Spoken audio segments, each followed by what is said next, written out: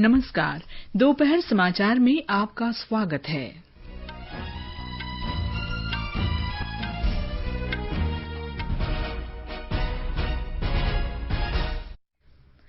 प्रधानमंत्री नरेंद्र मोदी ने कहा, नई शिक्षा नीति शिक्षा को प्रौद्योगिकी से जोड़ेगी तथा छात्रों को वैश्विक स्तर पर शिक्षा ग्रहण करने का अवसर मिलेगा।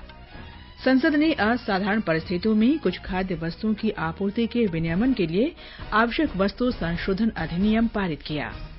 देश में एक दिन में कोविड-19 से ठीक होने वालों की संख्या अब तक की सबसे अधिक 1 लाख से ऊपर पहुंची। स्वस्थ होने की दर 80.86% हुई। महाराष्ट्र में मुंबई के भिवंडी में इमारत ढहने की घटना में मृतकों की संख्या बढ़कर 20 हुई और सरकार ने विश्व गैंडा दिवस के अवसर पर एक सींग वाले गैंडों के लिए राष्ट्रीय संरक्षण रणनीति शुरू की।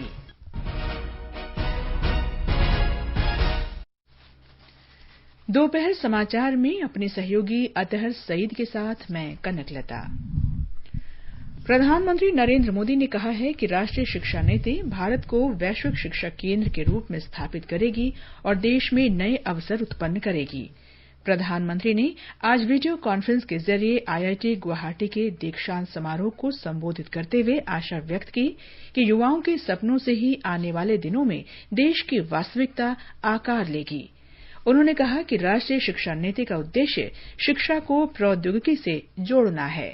स्टूडेंट्स को अपने मनपसंद सब्जेक्ट पढ़ने की ज्यादा आजादी मिले, इसलिए राष्ट्रीय शिक्षा नीति को मल्टी डिसिप्लिनरी बनाया गया है। सब्जेक्ट की फ्लेक्सिबिलिटी दी गई है, मल्टीपल एंट्री एंड एग्जिट के अवसर दिए गए हैं और सबसे अहम, देश की नई एजुकेशन पॉलिसी एजुकेशन को टेक्नोलॉजी से जोड़ेगी, टेक्नोलॉजी को हमारे स्टूडेंट्स की थिंकिंग का इंटीग्रल पार्ट बनाएगी। यानी स्टूडेंट्स टेक्नोलॉजी के बारे में भी पढ़ेंगे और टेक्नोलॉजी के जरिए भी पढ़ेंगे।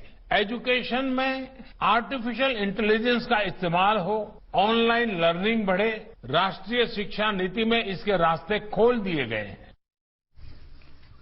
प्रधानमंत्री ने कहा कि इस नीति के तहत राष्ट्रीय प्रौद्योगिकी शिक्षा नीति मंच स्थापित किया जा रहा है। श्री मोदी ने कहा कि शोध के लिए राष्ट्रीय शिक्षा नीति में पर्याप्त प्रावधान किए गए हैं। इसके लिए धन उपलब्ध कराने की भी व्यवस्था की गई है। रिसर्च कोलैबोरेशन और स्टूडेंट एक्सेस प्रोग्राम को भी प्रमोट किया जाएगा। फॉरेन यूनिवर्सिटीज में हमारे स्टूडेंट्स जो क्रेडिट एक्वायर करेंगे, वो भी अब देश के इंस्टीट्यूशंस में काउंट हो सकेंगे। इतना ही नहीं, नेशनल एजुकेशन पॉलिसी भारत को ग्लोबल एजुकेशन डेस्टिनेशन के तौर पर भी एस्टैब्लिश करेगी। श्री मोदी ने आज 300 विद्यार्थियों को पीएचडी डिग्री दिए जाने की सराहना की।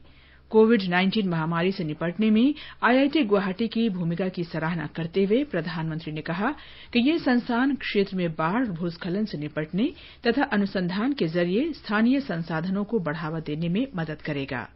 श्री मोदी ने आशा व्यक्त की कि ये संस्थान भारतीय ज्ञान संस्थान तथा आपदा प्रबंधन और जोखिम उन्मूलन केंद्र की स्थापना में भूमिका निभाएगा।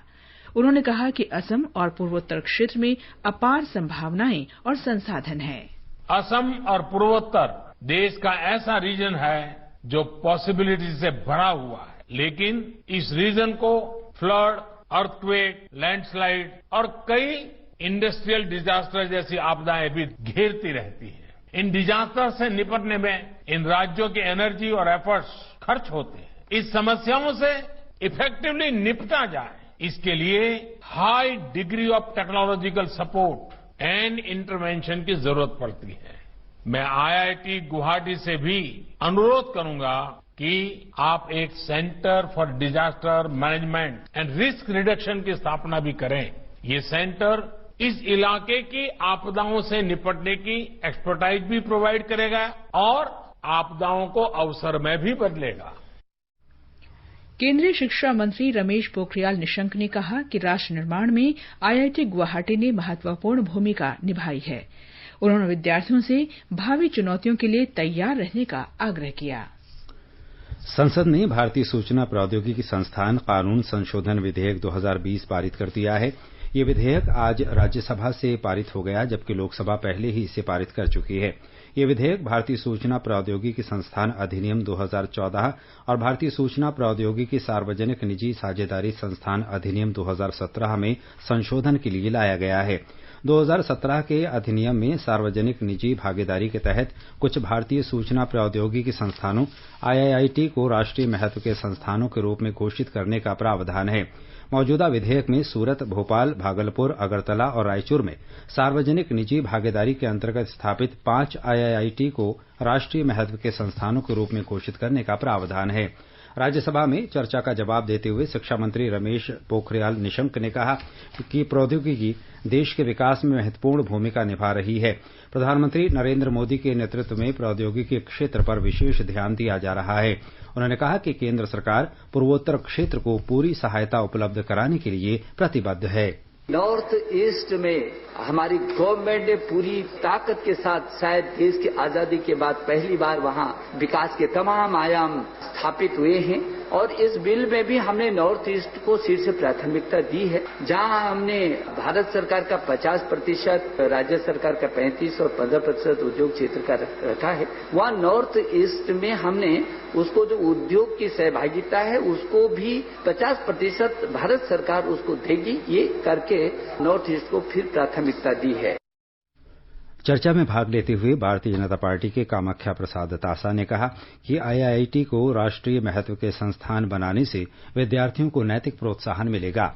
बीजू जनता दल के सस्मित पात्रा ने IIIT ने ओडिशा के लिए कोटे की मांग की। YSR कांग्रेस के विजय साई रेड्डी ने विधेयक का समर्थन किया। जनता दल यूनाइटेड के RCP सिंह ने कहा कि इस विधेयक से प्रौद्योगिकी क्षेत्र में महत्वपूर्ण बदलाव होगा। तेलुगु देशम पार्टी सांसद के रविंद्र कुमार ने शुल्क की संरचना पर सवाल उठाते हुए कहा कि इससे वंचित वर्ग के विद्यार्थियों पर बोझ पड़ेगा। संसद ने आवश्यक वस्तु संशोधन विधेयक 2020 पारित कर दिया है। राज्यसभा ने आज इस विधेयक को मंजूरी दी, जबकि लोकसभा से ये पहले ही पारित हो चुका है। इस विधेयक में केंद्र सरकार को केवल युद्ध और अकाल जैसी असाधारण परिस्थितियों में ही कुछ खाद्य वस्तुओं की आपूर्ति को विनियमित करने की अनुमति दी गई है। यह कानून इस वर्ष जून में लागू आवश्यक वस्तु संशोधन अध्यादेश 2020 का स्थान लेगा। सदन में चर्चा का जवाब देते हुए उपभोक्ता कार्य, खाद्य और सार्वजनिक वितरण राज्य मंत्री दानवे राव साहिब दादाराव ने इस विधेयक को महत्वपूर्ण बताया और कहा कि इससे स्थानीय उत्पादों को प्रोत्साहन मिलेगा। उन्होंने कहा कि इससे किसानों को अपनी पसंद के अनुसार उपज बेचने की आजादी मिलेगी। चर्चा में भाग लेते हुए बीजू जनता दल के अमर पटनायक ने कहा कि इस विधेयक में कई ऐसे प्रावधान किए गए हैं जिनसे पूरी व्यवस्था को ज्यादा स्थिर रूप दिया जा सकेगा। भाजपा के गोपाल नारायण सिंह ने कहा कि सरकार ने किसानों के कल्याण के लिए कई कदम उठाए हैं। राज्यसभा ने कराधान और अन्य कानूनों में छूट के प्रावधान और संशोधन विधेयक 2020 को स्वीकृति दे दी है। लोकसभा इसे पहले ही पारित कर चुकी है। विधेयक पर चर्चा के उत्तर में वित्त मंत्री निर्मला सीतारामन ने कहा कि कोविड-19 महामारी से उत्पन्न स्थिति के कारण कई कानूनों में संशोधन की आवश्यकता थी। उन्होंने कहा कि लोगों को राहत देने के लिए कराधान अनुपालन की कई अवधियां बढ़ाई गई हैं। वित्त मंत्री ने कहा कि ज्यादा पारदर्शिता के लिए कराधान के फेसलेस आकलन के बारे में ऐतिहासिक निर्णय लिया गया है। बीजू जनता दल के सुजीत कुमार, YSR कांग्रेस के विजय साई रेड्डी और तेलुगु देशम पार्टी सांसद के रविंद्र कुमार ने भी चर्चा में हिस्सा लिया। संसद ने राष्ट्रीय फोरेंसिक विज्ञान विश्वविद्यालय विधेयक 2020 पारित कर दिया है। राज्यसभा ने इसे आज मंजूरी दी, जबकि लोकसभा इसे पहले ही पारित कर चुकी है। इस विधेयक में गांधीनगर में गुजरात फोरेंसिक विज्ञान विश्वविद्यालय और नई दिल्ली लोकनायक जयप्रकाश नारायण राष्ट्रीय अपराध विज्ञान तथा फोरेंसिक विज्ञान संस्थान की स्थापना का प्रावधान है। ये संस्थान गुजरात में राष्ट्रीय फोरेंसिक विज्ञान विश्वविद्यालय के तहत काम करेगा। विधेयक में गुजरात के राष्ट्रीय फोरेंसिक विज्ञान विश्वविद्यालय को राष्ट्रीय महत्व के संस्थान के रूप में घोषित करने की व्यवस्था की गई है। संसद ने आज राष्ट्रीय रक्षा विधेयक 2020 पारित कर दिया है। राज्यसभा ने इसे आज मंजूरी दी, जबकि लोकसभा इसे पहले ही पास कर चुकी है। इस विधेयक के तहत गुजरात स्थित रक्षा शक्ति विश्वविद्यालय को राष्ट्रीय स्तर का दर्जा दिया गया है। विधेयक पर चर्चा के जवाब में गृह राज्य मंत्री जी किशन रेड्डी ने कहा कि पुलिस प्रशिक्षण प्रणाली को मजबूत करना प्रधानमंत्री नरेंद्र मोदी का दृष्टिकोण है। YSR कांग्रेस के विजय साई रेड्डी, जनता दल यू के RCP सिंह, तेलुगु देशम पार्टी सदस्य के रविंद्र कुमार और बीजू जनता दल के मुजीबुल्लाह खान ने भी चर्चा में भाग लेते हुए विधेयक का समर्थन किया। संसद ने आज बैंकिंग विनियमन संशोधन विधेयक 2020 पारित कर दिया। राज्यसभा ने आज इसे मंजूरी दी, जबकि लोकसभा इसे पहले ही पारित कर चुकी है। इस विधेयक के जरिए 1949 के बैंकिंग विनियमन अधिनियम में संशोधन किया गया है। इसमें बैंकों के लाइसेंस, प्रबंधन और संचालन जैसे विभिन्न पहलुओं का विवरण उपलब्ध कराया गया है। ये बैंकों के कामकाज का विनियमन करता है। संशोधित कानून इस वर्ष जून में जारी अध्यादेश का स्थान लेगा। इस विधेयक के तहत रिजर्व बैंक को ऋण स्थगन के बिना पुनर्गठन या एकीकरण योजना शुरू करने की अनुमति दी गई है। अगर मौजूदा प्रतिबंधों के अलावा ऋण स्थगन किया जाता है तो बैंक इस दौरान कोई ऋण मंजूर नहीं कर सकेंगे या किसी ऋण पत्र में निवेश नहीं कर सकेंगे। विधेयक पर चर्चा का उत्तर देते हुए वित्त मंत्री निर्मला सीतारामन ने कहा कि पिछले दिनों कई सहकारी बैंकों को गंभीर मुश्किलों का सामना करना पड़ा, इसलिए ये संशोधन बहुत महत्वपूर्ण है। इसमें सहकारी बैंकों में कामकाज की मुश्किलों को दूर करते हुए जमाकर्ताओं के हितों की पूरी रक्षा का प्रावधान किया गया है। इन संशोधनों से अन्य गतिविधियों में लगी सहकारी संस्थाओं पर कोई असर नहीं पड़ेगा। संसद ने कंपनी संशोधन विधेयक 2020 पारित कर दिया। राज्यसभा ने आज इस विधेयक को मंजूरी दी, जबकि लोकसभा इसे पहले ही पारित कर चुकी है। इस विधेयक में कानून के उल्लंघन से जुड़े कुछ अपराधों के लिए जुर्माने और सजा को हटा दिया गया है। कुछ अपराधों के लिए जुर्माने की राशि भी घटाई गई है। इससे केंद्र सरकार को कुछ श्रेणियों की सार्वजनिक कंपनियों को विदेशी क्षेत्राधिकार में प्रतिभूतियों की श्रेणी में सूचीबद्ध करने की अनुमति मिल गई है।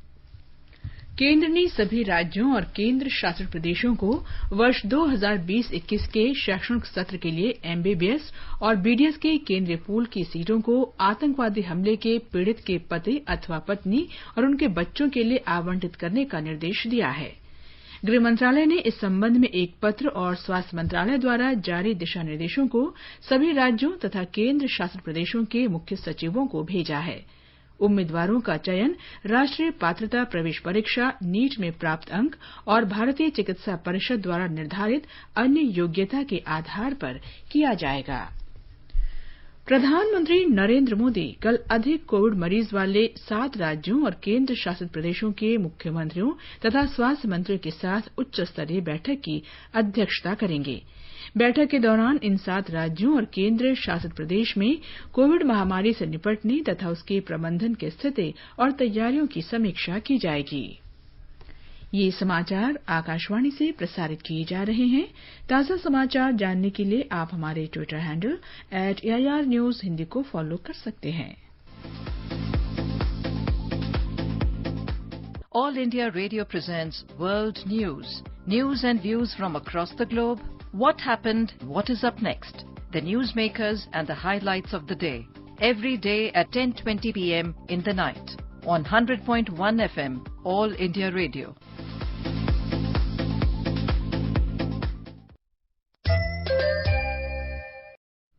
ये आकाशवाणी है।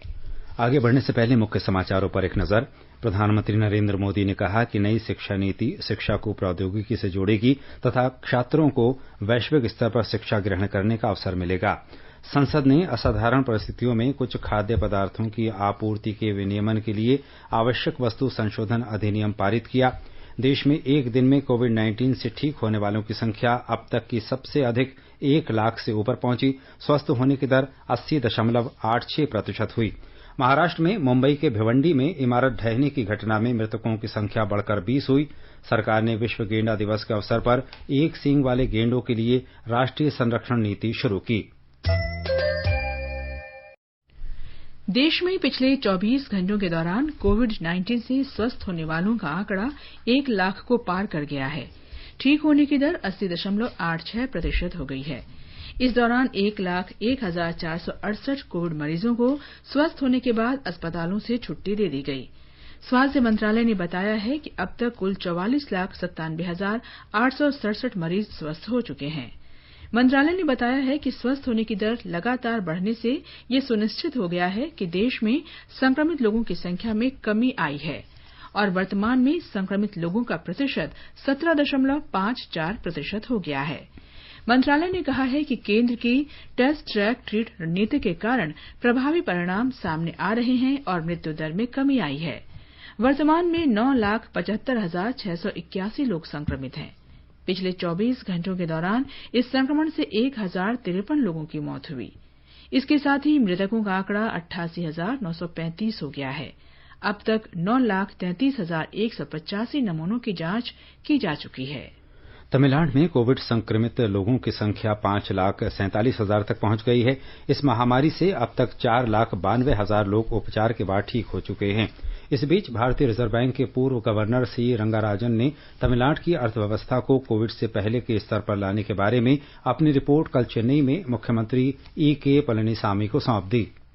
भारतीय रिजर्व बैंक के पूर्व गवर्नर सी रंगाराजन की अध्यक्षता वाली 24 सदस्यों वाली समिति ने अपनी रिपोर्ट में संकेत दिए हैं कि तमिलनाडु की अर्थव्यवस्था लगभग 2 महीने में कोविड से पहले के स्तर पर आ जाएगी। इस समिति को राज्य के राजस्व पर कोविड महामारी के प्रभाव का आकलन करने और अर्थव्यवस्था को फिर से पटरी पर लाने के सुझाव देने के लिए गठित किया गया था। अपनी 250 पृष्ठों की रिपोर्ट सौंपने के बाद श्री रंगाराजन ने संवाददाताओं को बताया कि वस्तु और सेवा कर के संग्रह, ईंधन खपत और बिजली के उपयोग के आंकड़ों से अर्थव्यवस्था में वृद्धि के संकेत मिले हैं। उन्होंने कहा कि इस समय राज्य की वृद्धि दर का पूर्वानुमान लगाना बहुत कठिन है। रिजर्व बैंक के पूर्व गवर्नर ने कहा कि उनकी समिति ने पूंजीगत व्यय बढ़ाने और शहरी इलाकों में रोजगार गारंटी योजनाएं शुरू करने जैसे उपायों की सिफारिश की है। चेन्नई से जयसिंह की रिपोर्ट के साथ समाचार कक्ष से अरुण होरा।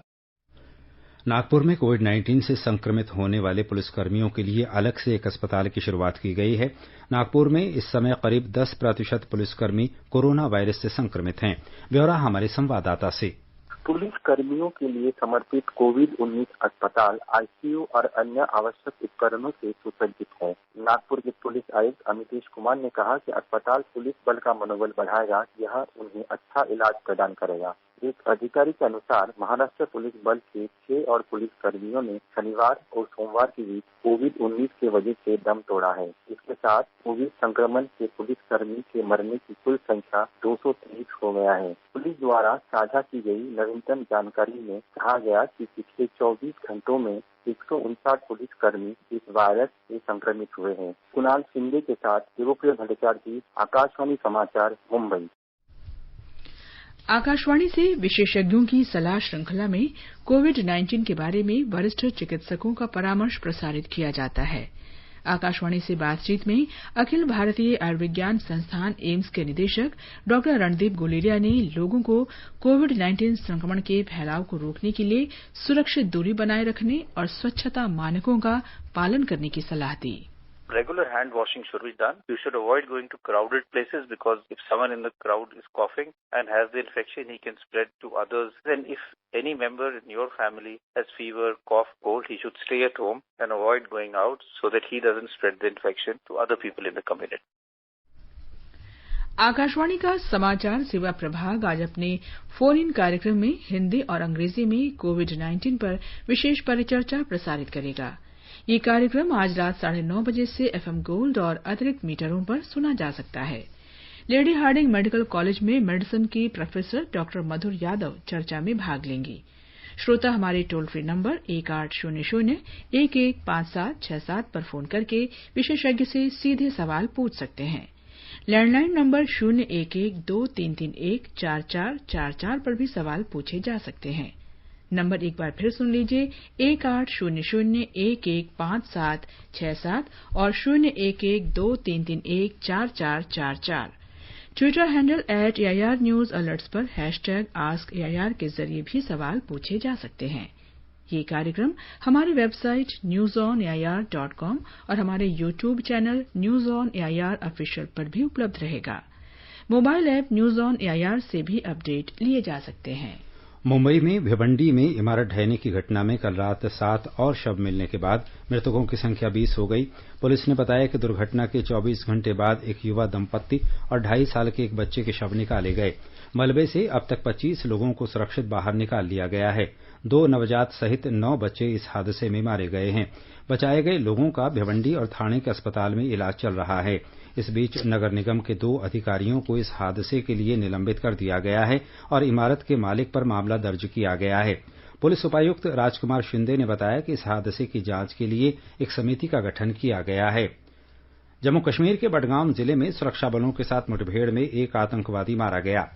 पुलिस ने बताया कि कल रात जिले के चरारे शरीफ इलाके में आतंकवादियों की मौजूदगी की सूचना मिलने के बाद तलाशी अभियान चलाया गया था। आज सुबह सुरक्षा बलों और आतंकवादियों के बीच हुई गोलीबारी में एक आतंकवादी मारा गया। आतंकवादी की पहचान की जा रही है। अंतिम समाचार मिलने तक अभियान जारी था। जानी मानी मराठी अभिनेत्री और बॉलीवुड अदाकारा आशा लता का आज महाराष्ट्र के सतारा में कोविड-19 संक्रमण से निधन हो गया। वे 79 वर्ष की थीं। उनका 17 सितंबर से कोविड का इलाज चल रहा था। एक वरिष्ठ डॉक्टर ने बताया कि कल रात उनकी तबीयत ज्यादा खराब होने के बाद उन्हें वेंटिलेटर पर रखा गया था। उन्होंने बॉलीवुड में अपने पर आए जंजीर, नमक हराम, शराबी, शौकीन और मराठी में माहिरची साढ़ी, बहिणीची माया, उम्बती जैसी फिल्मों में काम किया था। गांधीवादी दर्शन पर हमारी श्रृंखला में आज हम स्वच्छता पर गांधी जी के विचारों पर रिपोर्ट प्रसारित कर रहे हैं। गांधी जी पश्चिमी परंपराओं के कटु आलोचक थे, लेकिन उन्होंने स्वीकार किया कि स्वच्छता का पाठ उन्हें पश्चिम से ही सीखने को मिला। गांधी जी चाहते थे कि भारत के लोग भी इन आदतों को अपनाएं। उन्होंने भारतीयों से अनुरोध किया कि न केवल व्यक्तिगत जीवन में बल्कि समाज में भी स्वच्छता का पालन करें। गांधी जी ने कहा था कि राष्ट्रीय स्वच्छता का संरक्षण करना भी स्वराज का कार्य है और इसे एक भी दिन नहीं टाला जाना चाहिए। एक रिपोर्ट। महात्मा गांधी बचपन से ही छुआछूत जैसे भेदभाव को पसंद नहीं करते थे। गांधी जी के गृहनगर में एक सफाई कर्मी उका मैला ढोने का काम करते थे। गांधी जी जब भी उका को छू लेते तब उनकी माँ पुतली बाई उन्हें स्नान करवाती। गांधी जी ने इस बात पर अपने माँ को सवाल किया था। राष्ट्रपिता ने दलित समुदाय के लोगों के साथ छुआछूत और दुर्व्यवहार के खिलाफ कई अभियान चलाए और उनके सशक्तिकरण के लिए हरिजन सेवक संघ की स्थापना की। गांधी जी ने दलित मुद्दों को आवाज देने के लिए एक समाचार पत्र हरिजन भी प्रकाशित किया। आनंद कुमार के साथ अनुपम मिश्र, आकाशवाणी समाचार, दिल्ली। ये समाचार हमारी वेबसाइट newsonair.com/hindi और हमारे mobile app news on AIR पर भी उपलब्ध हैं। दोपहर समाचार में आपका फिर स्वागत है।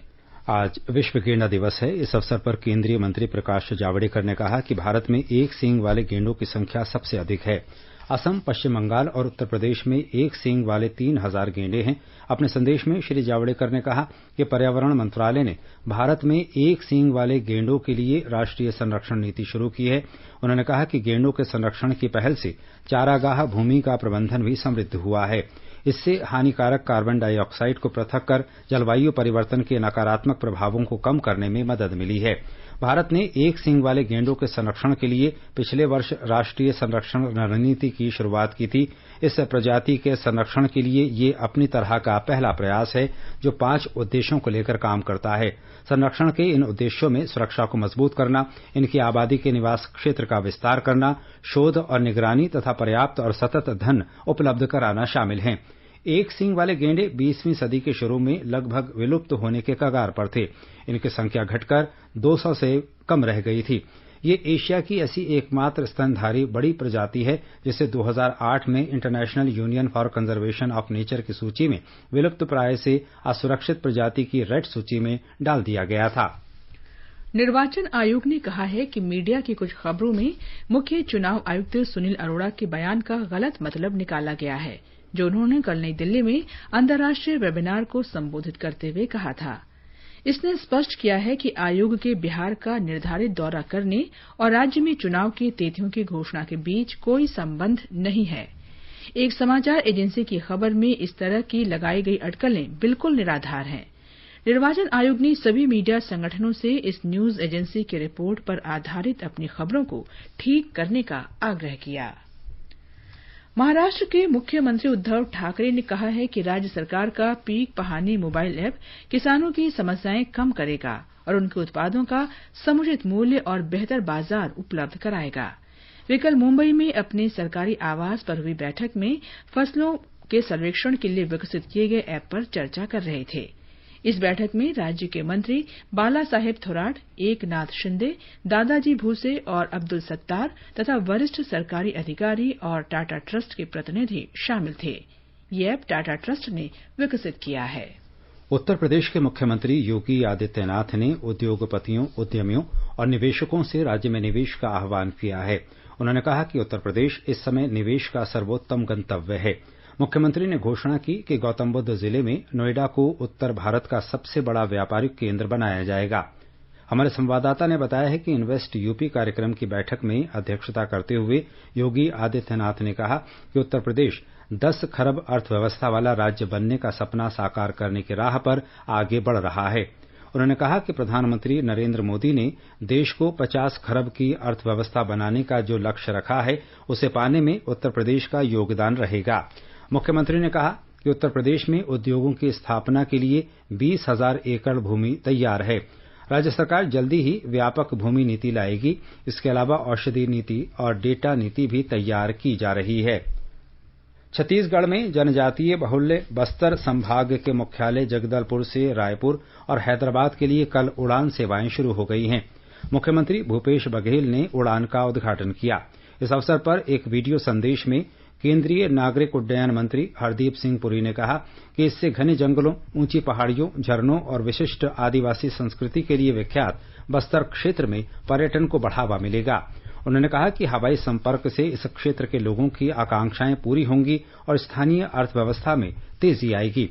क्षेत्रीय संपर्क योजना उड़ान के प्रयासों की चर्चा करते हुए केंद्रीय मंत्री ने कहा कि छत्तीसगढ़ में 3 हवाई अड्डों के उन्नयन और विकास के लिए केंद्र सरकार ने 108 करोड़ रुपए की मंजूरी दी है। बॉलीवुड अभिनेत्री कंगना रनौत ने बम्बई उच्च न्यायालय में मुंबई नगर पालिका के उस दावे को गलत बताया जिसमें कहा गया है कि उन्होंने अपने पाली हिल बंगले में अवैध निर्माण कराया था। नगर पालिका ने इसका एक हिस्सा इसी महीने 9 तारीख को तोड़ दिया था। अपने जवाबी हलफनामे में कंगना ने कहा कि नगर पालिका ने कानूनी प्रक्रिया का गलत इस्तेमाल किया और पर्याप्त समय दिए बिना उनकी संपत्ति तोड़ दी।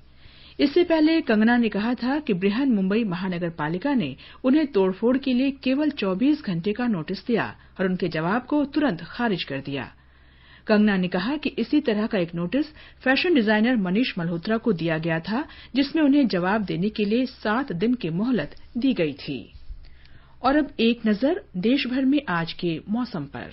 राष्ट्रीय राजधानी दिल्ली में गरज के साथ आंधी चलेगी और वर्षा भी हो सकती है। न्यूनतम तापमान 27 डिग्री सेल्सियस रिकॉर्ड किया गया और अधिकतम तापमान 35 डिग्री सेल्सियस रहने के आसार हैं। मुंबई में बादल छाए रहेंगे और भारी वर्षा हो सकती है। न्यूनतम तापमान 25 डिग्री सेल्सियस दर्ज हुआ और अधिकतम 30 डिग्री के आसपास रहेगा। चेन्नई में भी बादल छाए रहने और हल्की वर्षा की संभावना है। न्यूनतम और अधिकतम तापमान 26 और 33 डिग्री सेल्सियस के बीच रहने की संभावना है। कोलकाता में बादल छाए रहने और 1 या 2 बार हल्की वर्षा की संभावना है। न्यूनतम तापमान 25 डिग्री सेल्सियस रिकॉर्ड किया गया और अधिकतम 31 डिग्री सेल्सियस रहने की आशा है। जम्मू में न्यूनतम तापमान 24 डिग्री सेल्सियस दर्ज हुआ, जबकि अधिकतम तापमान 37 डिग्री रह सकता है। यहाँ आसमान साफ है। श्रीनगर में भी आसमान साफ रहने की उम्मीद है। लद्दाख में तापमान 2 और 25 डिग्री सेल्सियस के बीच रहने की उम्मीद है। गिलगित में तापमान 9 और 34 डिग्री के बीच रहेगा। आसमान यहाँ साफ रहेगा और मुजफ्फराबाद में भी, जहाँ न्यूनतम तापमान 15 डिग्री सेल्सियस दर्ज हुआ, अधिकतम तापमान 35 डिग्री सेल्सियस के आसपास रह सकता है। समाचार कक्ष से मैं तृप्ति श्रीवास्तव। सरकार ने 6 रबी फसलों का न्यूनतम समर्थन मूल्य बढ़ा दिया है। कृषि मंत्री नरेंद्र सिंह तोमर ने लोकसभा में एक बयान में जानकारी दी कि आर्थिक मामलों की मंत्रिमंडलीय समिति ने गेहूं, चना, मसूर, सरसों, ज्वार और कुसुम फसलों के न्यूनतम समर्थन मूल्य में वृद्धि को मंजूरी दी है।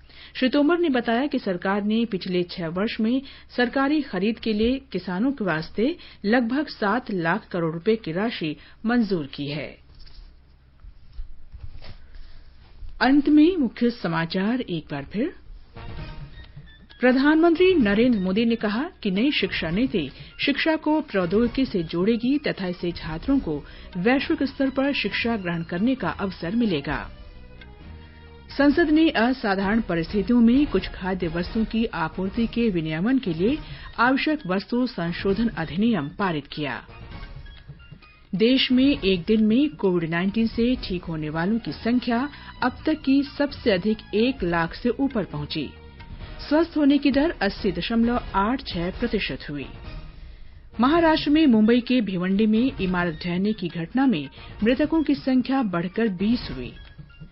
सरकार ने विश्व गैंडा दिवस के अवसर पर एक सींग वाले गैंडों के लिए राष्ट्रीय संरक्षण नीति की शुरुआत की।